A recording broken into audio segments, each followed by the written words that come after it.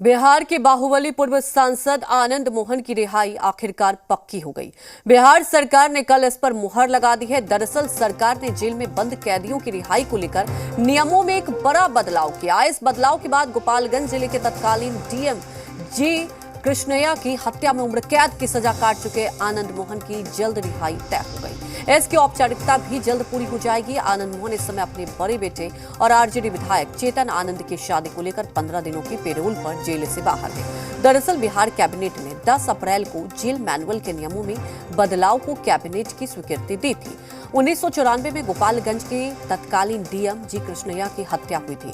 आनंद मोहन को इस मामले में दोषी पाया गया था और कोर्ट ने उन्हें सजा दी थी। सजा पूरी करने के बाद भी सरकारी सेवक की हत्या का दोषी होने के कारण रिहाई नहीं मिल पा रही थी। आपको बता दें कि आनंद मोहन को साल 2007 में इस मामले में पटना हाईकोर्ट ने दोषी ठहराया था और फांसी की सजा सुनाई थी। 2008 में पटना हाईकोर्ट की ओर से ही इस सजा को उम्र कैद में तब्दील कर दिया गया। अब उन्हें बेटे की सगाई के मौके पर बिहार सरकार ने बड़ा तोहफा दिया। आनंद मोहन के साथ 27 अन्य कैदी भी जेल से रिहा होंगे। आनंद मोहन की रिहाई से महागठबंधन को बिहार में बड़ा सियासी फायदा मिलने की उम्मीद भी जताई जा रही है। राजपूत जाति से आने वाले आनंद मोहन की न सिर्फ अपनी जाति बल्कि उसी इलाके में अच्छी राजनीतिक पकड़ भी है।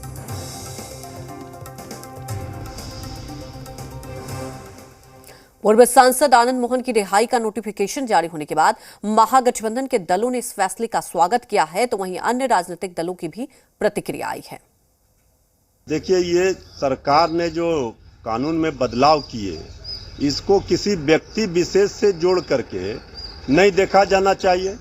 इसका लाभ सबको मिला है। जिनको जिनको इसका लाभ मिला है वो सारे जाति धर्म के लोग हैं। चूँकि आदरणीय आनंद मोहन जी एक चर्चित चेहरे हैं, बड़े नाम हैं, तो इनको लेकर के ही लोग चर्चा कर रहे हैं कि उनके कारण, इस नियम में बदलाव के कारण ही आनंद मोहन जी की रिहाई हुई। आप सिर्फ आनंद मोहन जी का नाम क्यों ले रहे हैं? खबरें सामने हैं, लगभग 27 लोगों को इस फैसले का लाभ मिला है।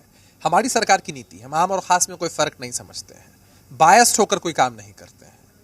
कानून में अगर संशोधन होता है, नियमों में अगर संशोधन होता है, तो सबके लिए ये चीज है।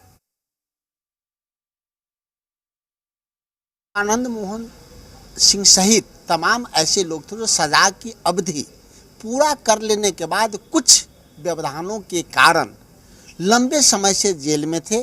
अगर पुराना कानून होता तो कब से बाहर आ गए होते। तो आनंद मोहन जी सहित तमाम जो 27 लोग जेल से बाहर आने की स्थिति में हैं, तो मुझे लगता है कि सरकार ने वैसे लोगों पर रहम की है। और बिहार के मुख्यमंत्री एक तरफ विपक्ष की एकता की बात कर रहे हैं और दूसरी तरफ अपराधियों को यहां खुली छूट दे रहे हैं। जेल में बंद गंभीर आरोपों वाले अपराधियों को छोड़ रहे हैं और छोड़ने में भी उनको कहीं न कहीं M22 समीकरण का ही ख्याल रखना पड़ रहा है।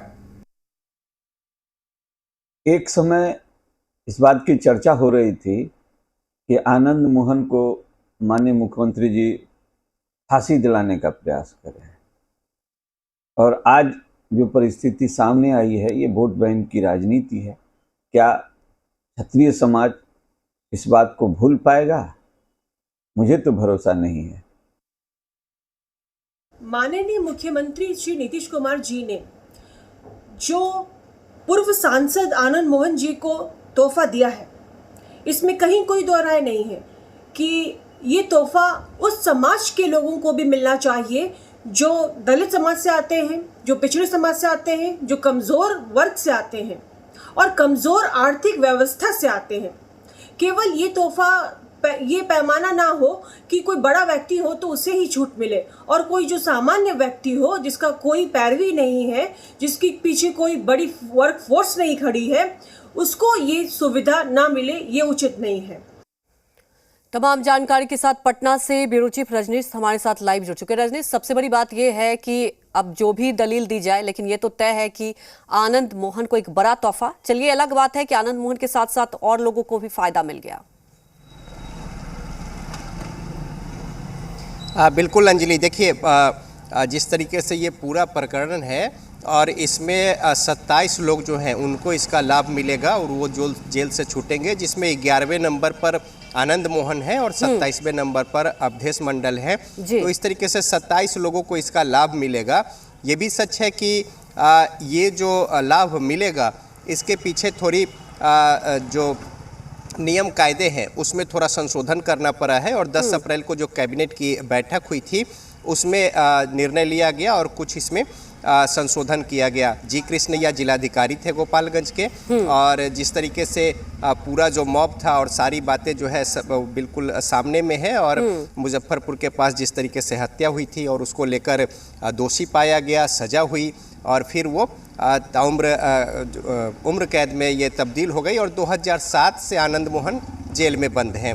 तो अब उनके रिहाई का मार्ग जो है वो प्रशस्त हो गया है। ये बाबत जो विधि विभाग से अधिसूचना जारी हुई है वो जेल आईजी के पास पहुंच चुकी है और जेल आईजी से फिर सहरसा जेल ये जाएगी और उसके बाद फिर जो कोरम है उसे पूरा करने के बाद रिहाई जो है वो संभव हो पाएगी। अब इसको लेकर अंजलि राजनीतिक बयानबाजी भी तेज है, जहां महागठबंधन के घटक दल इसे एक सही फैसला बताते हुए कह रहे हैं कि 14 वर्ष सबके जितने भी हैं वो जेल में रह चुके हैं, लिहाजा इसमें कोई अतिरिक्त बातें नहीं है और एक राजनीतिक व्यक्तित्व रहा है आनंद मोहन का।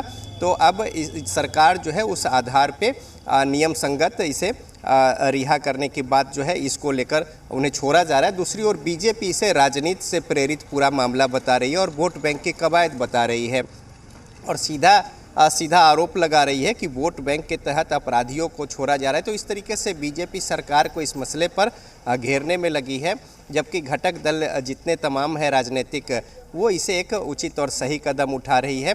बिहार पीपुल्स पार्टी बीपीपी जो है एक 2000 के आसपास में बेहतर उनका एक जनाधार और एक उभरती हुई राजनीतिक पार्टी थी जो आनंद मोहन नेतृत्व कर रहे थे। तो अब एक बिल्कुल, लेकिन रजनीश बड़ा सवाल ये उठ जाता है, आनंद मोहन की बात की जाए, जैसा आपने भी जिक्र किया, ये सबको पता है कि किस मामले में सजा पाई गई थी, लेकिन बड़ा सवाल ये उठता है कि राजनीति में वोट बैंक कई बार इतना हावी हो जाता है कि आप समझ सकते हैं नियम में इतना बड़ा बदलाव कर दिया गया। अब बीजेपी लगातार ये आप देख रहे हैं कि हमला कर रही है कि आखिर ये बदलाव नियम में क्यों किया गया, ये कृपा क्यों हो गई। अब सत्ता पक्ष देखिए जो भी दलील दे, लेकिन एक बड़ा सवाल तो उठ ही रहा है ना, आखिर ये जो किया गया है, ये जो तोहफा दिया गया है, इसके पीछे तो कुछ खास वजह होगी। देखिए आनंद मोहन एक राजनीतिक व्यक्तित्व है, सांसद रहे हैं, लवली आनंद उनकी पत्नी सांसद रही हैं, उनके बेटे मौजूदा वक्त में अभी विधायक हैं। तो एक राजनीतिक परिवार जो है रहा है। उसके पहले सीमांचल के इलाके में एक बाहुबली के तौर पे आनंद मोहन जाने जाते रहे हैं और 90 के दशक में जिस तरीके से जो छवि रही है वो एक अलग छवि रही है, लेकिन उसके बाद 2000 के आसपास वो पूरा पॉलिटिकल जो उनकी छवि रही है वो हुई और उसके बाद काफ़ी लोग जो है उनसे जुड़ते भी गए। लेकिन अब जिस तरीके से ये कृष्णैया हत्याकांड, उसके बाद सजा और फिर संशोधन और अब उनकी रिहाई का जो मसला है, इसको लेकर विपक्ष उन्हें घेर रही है। और पिछले दिनों सार्वजनिक कार्यक्रम में भी कुछ लोगों ने आवाज़ उठाई थी आनंद मोहन की रिहाई को लेकर। मुख्यमंत्री नीतीश कुमार ने मंच से ही कहा था कि आप लोग को नहीं पता है कि इसके लिए क्या कुछ किया जा रहा है। तो ऐसे में अब विपक्ष यानी बीजेपी जो है इस पर सवाल खड़े कर रही है।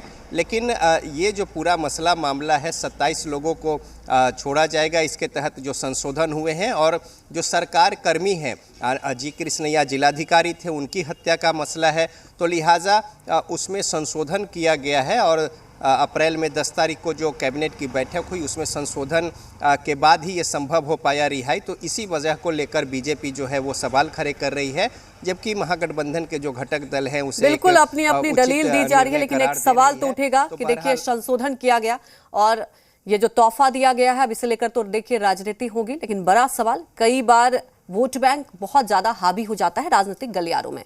फिलहाल हमारे साथ जुड़ने के लिए आपका शुक्रिया। रुकेंगे एक छोटे से ब्रेक के लिए, जल्द